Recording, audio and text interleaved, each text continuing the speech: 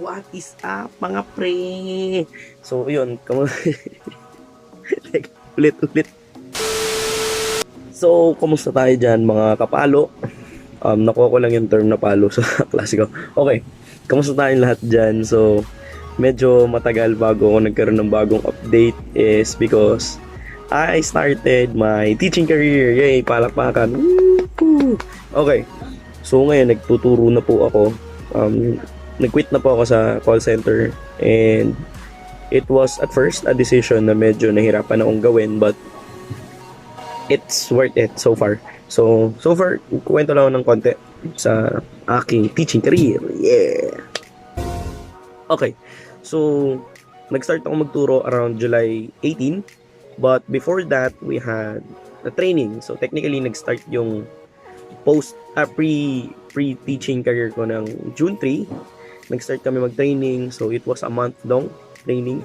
And everything mula sa classroom management hanggang sa pag-a-adjust sa mga ibang lesson guides on how you would fit it into a certain child's ability, paano mag-address ng issues like emotional issues ng mga bata, how you would not get too attached kasi may mga times talaga na kapag sobrang malungkot tayo, yung problema ng bata is nadadala din natin. So in order for us to be a better mediator or a better person na makausap nila, us teachers need to control our emotions very well. So hindi kami ma-overwhelm. And then I met a lot of people along the way and also some of my classmates back in college, na-meet ko sila. So it was a good start for me, I guess, kasi I really wanted to be a teacher at some point in my life. And now being able to look back, so ano na ba ngayon? October, the date is October 26, June, July, August, September, October. So 4 months na. 4 months na ako nagtuturo and it's been quite an experience actually.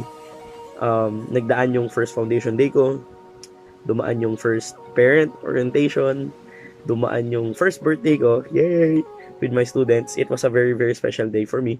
Dumaan din kanina, recently, we had our first report card giving. It was very, very overwhelming experience kasi ang dami talagang parents na gustong kang ma-meet and gusto nilang malaman yung progress ng anak nila, kung kamusta ba sila sa klase, are they performing well, or hindi ba sila makulit kasi I'm handling grade 7 and grade 8. Sa mga grade 7, grade 8 students ko dyan, what's up tayo dyan, kamusta kayo? Most likely, if you follow this channel, you would see this around October 26 or tomorrow. Okay. So, what was the experience on my first day as a teacher? Actually, July 17 was postponed. Nagkaroon kasi ng malakas na ulan. So, supposedly, Wednesday ko sila ma-meet. And then, hindi ko sila na-meet on that day. So, next day, Thursday, masok ko sila. Mas alam mo yung feeling ng grade ng bago ka lang pumasok ng high school. Ganun yung experience ko. Kabado ko, gusto kong ma-meet yung kung how much you wanted to meet your classmates. That was also the same feeling that I have. I was very, very excited and anxious to meet my students as well. And then pumasok na sila lahat sa classroom. I was actually iniisip ko, ito na pala yun, totoo na, nagtuturo na ako. So, pumasok sila, upuan. I was directing them, I was speaking to some of the parents na verify nila kung doon ba talaga yung anak nila sa class na yon. So what I did is lahat inano ko lang, pumasok kasi check lang ako ng names kung nandun nga. Then kung wala, pinapasok ko lang sila dun sa section ko. And as I expected, most of the kids are very, very, very silent. Talagang to the point na hindi sila nagkasalita or kung nagkasalita sila ganyan lang, napakaina. Sabi ko, hindi ito yon.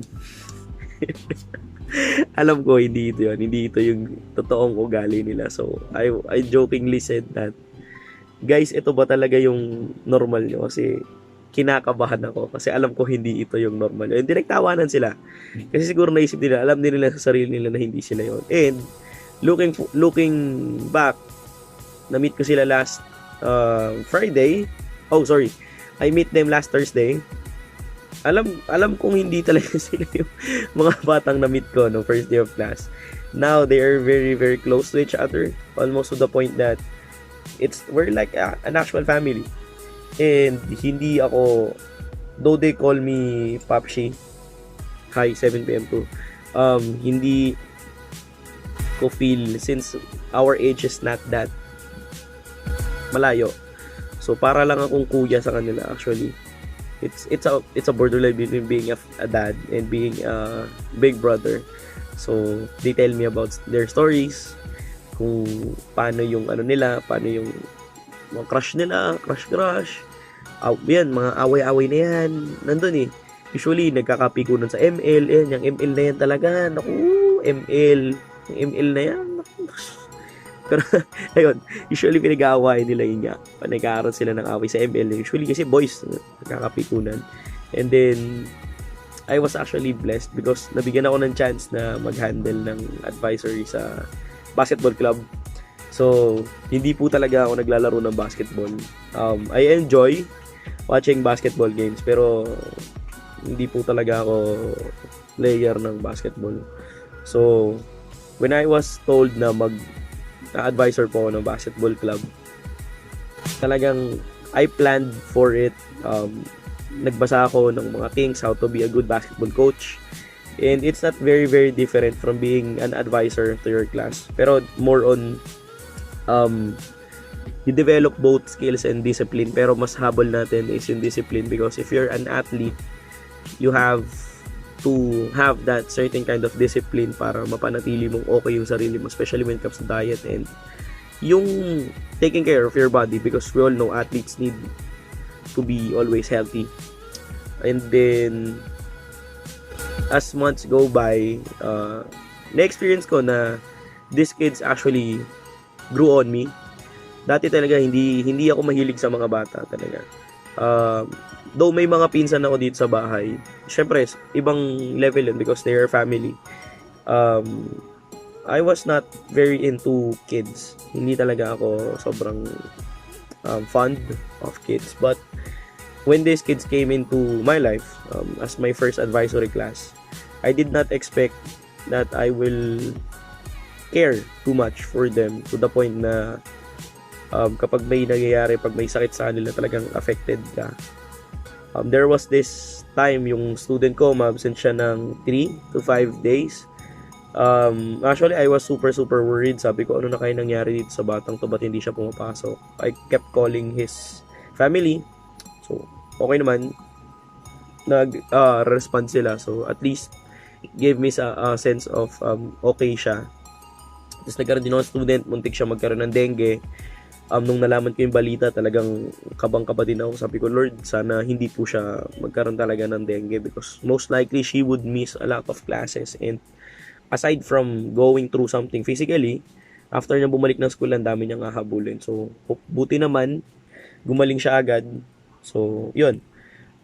Now, hindi po talaga ako mahigpit na teacher. I'm very, sabi nga nila, there are times na masyado na akong friendly. But, I believe that kids are sometimes acting that way in the school because dun lang sila nagiging ganon. So, pwedeng meron silang mga bagay na hindi ma-release sa bahay, sa school nila gagawin. Now, I could say my relationship with the students, we're good. Masaya ako dun sa relationship na meron kami, na I was able to get their trust, na nagtitiwala sila sa akin, especially when it comes to me delivering lessons. So, science teacher po ako, pero English major graduate po ako. And so, sobrang prepare po talaga ako pag pumasok ng classroom. Yung lesson ko talagang binabasa ko, nag-extra research pa ako, lalo na kung hindi ko alam yung minsan, hindi ko talaga forte yung ibang parts ng science, especially yung science na may math. Science na may math is medyo mahirap for me. So, talagang inaaral ko po talaga siya. And hindi ko po pinagsisisihan na nagde-devote ako ng so much time in preparing my classes, because whenever I see them performing well and they're getting high scores on quizzes and the QAs, natutuwa po ako kasi I know that efficient akong teacher. So, talagang laban lang. And then, first Teacher's Day experience, it was quite overwhelming. Kasi, syempre, unang Teacher's Day ko yun. I received a lot of messages from my kids and from other classes that I teach as well. Hindi ko in-expect na ganun yung impact ko since hindi naman ako yung advisor ng ibang classes, but my impact on them was that big. So masaya ako na I was able to touch their lives and help them be a better person at some point. So that's a plus for me. And sa advisory class ko naman, nandun yung trust ng parents. Masaya ako na I get the trust of their parents and hindi natatakot yung mga junakis ko na magsabi sa akin kapag may problema sila, sinashare nila sa akin. So that thing alone na nakakapag-share sila sa akin ng problema nila it tells you something that they trust you. So masaya ako dun. Other than that, pinaplan na namin actually ngayon is yung Christmas party namin. This would be my first Christmas party as an advisor of a certain class. So medyo pressured ako. So syempre, kailangan mong maayos yung Christmas party nyo kasi since this is their first Christmas party as a junior high school student. So I want this to be memorable for them and it is very special to me because it's my first Christmas party as a teacher. And so far, kung may pinagsisisihan man ako, siguro there are days na pumapasok ako ng tinatanong ko kung bakit ako nag-teacher kasi being a teacher is a very very tough job. It's a 24/7 job. Para talagang magulang because lahat ng nakaka-apekto sa pag-aaral nila is nakaka-apekto din sa pagtuturo mo. So kung hindi sila okay, most likely yung pagtuturo mo hindi rin magiging okay kasi may pinagdadaanan sila. Pinagdadaanan nila, maahawa ka nun, so pagdadaanan mo din siya. So it's a very very tough job because you have to always deliver what is needed to you and the expectations are always higher than the usual. So hindi ka pwedeng pumasok na hindi ka sigurado sa ginagawa mo because most likely kapag hindi ka sigurado sa ginagawa mo, masisense yun ng mga bata and then makaka-apekto ka sa learning process nila. So yun, masaya ako.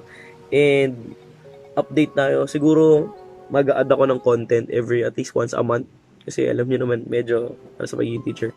Total, sa sobrang tagal kung anong huli tayong nag-upload, kung papansinin nyo, yung mga poster, ayan, naikabit ko na sa sobrang tagal. So, nakapagkabit na ako ng mga posters sa kwarto. Hopefully, matagdagan pa sila.